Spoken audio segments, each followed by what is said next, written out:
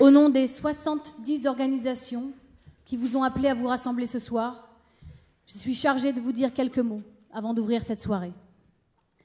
Merci d'avoir répondu à notre appel. Merci d'être là. Merci d'être ensemble. Nous voulons célébrer ce soir ce que l'art et la culture permettent de précieux et de fragile. Rassembler des citoyens qui ne sont pas forcément d'accord sur tout, pour dépasser ce qui divise, pour partager avec l'autre, celle et celui que l'on ne connaît pas.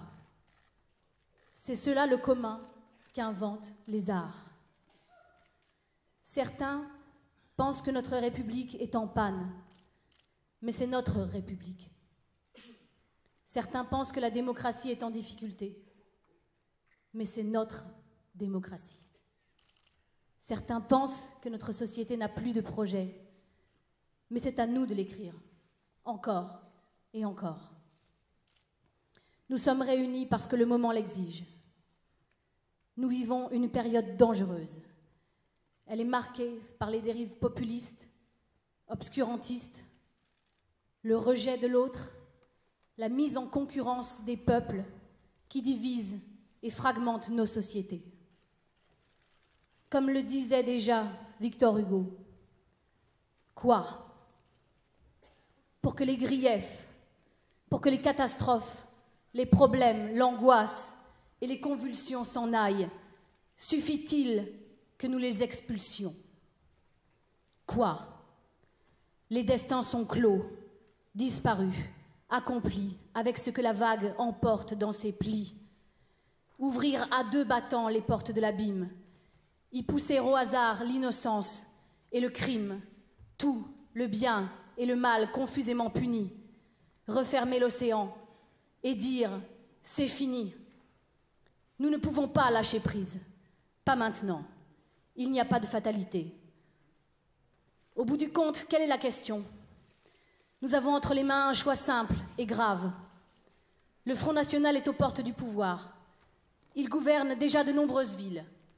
Béziers, Fréjus, Hayange, Cogolin, Beaucaire, Villers-Cotterêts, Le Luc, Le Pontet, Hénin-Beaumont, Camaret-sur-Aigue, Orange, Bolène, Mantes-la-Ville et le 7e secteur de Marseille. Il participe à de nombreux conseils municipaux, départementaux et régionaux. Il est largement représenté au Parlement européen. Alors, demain, il gouvernerait la République? Personne ne peut ignorer son programme. Il a le mérite d'être clair. C'est un projet qui cultive la peur de l'autre, le repli sur soi, le seul amour d'une identité nationale, régionale, locale. C'est un projet qui renvoie au plus médiocre de chacun d'entre nous et qui prône l'expulsion des peuples et des minorités érigées en bouc émissaire de toutes les difficultés.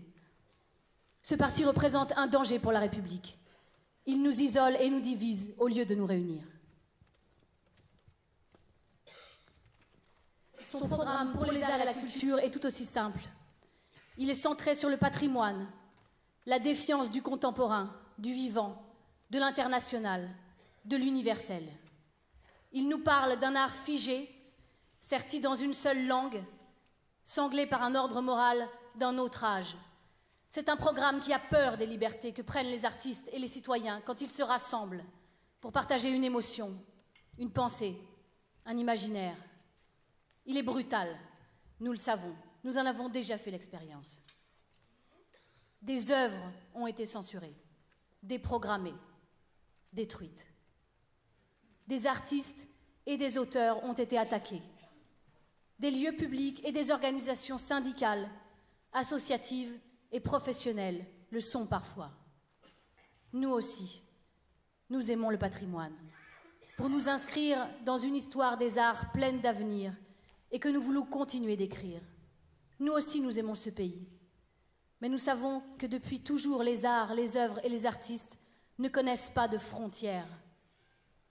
Nous aimons ce pays parce qu'après la Deuxième Guerre, alors que les régimes fascistes avaient asservi l'art partout en Europe, notre République a eu le courage d'une politique nationale des arts et de la culture pour le plus grand nombre. Cela nous donne une responsabilité. Nous devons défendre les libertés des citoyens de se réunir par les arts et la culture. Nous devons défendre une culture de la diversité, du partage, de l'épanouissement. Nous devons défendre les auteurs, les artistes, les interprètes de leurs œuvres et du monde. Nous devons défendre des arts qui ne nous laissent pas tranquilles, qui nous permettent de nous élever, de nous émouvoir et de penser, de devenir toujours un peu plus humains. Nous devons faire corps pour défendre la liberté, l'égalité, la fraternité, la laïcité, la démocratie. Arrivé au pouvoir par les urnes, l'extrême droite aurait vite fait de museler tout ce qui nous fait vivre ensemble. Nous appelons nos concitoyens à aller voter le 7 mai prochain. Nous appelons à voter pour faire barrage au Front National. Merci encore d'être là. Bonne soirée à toutes et à tous.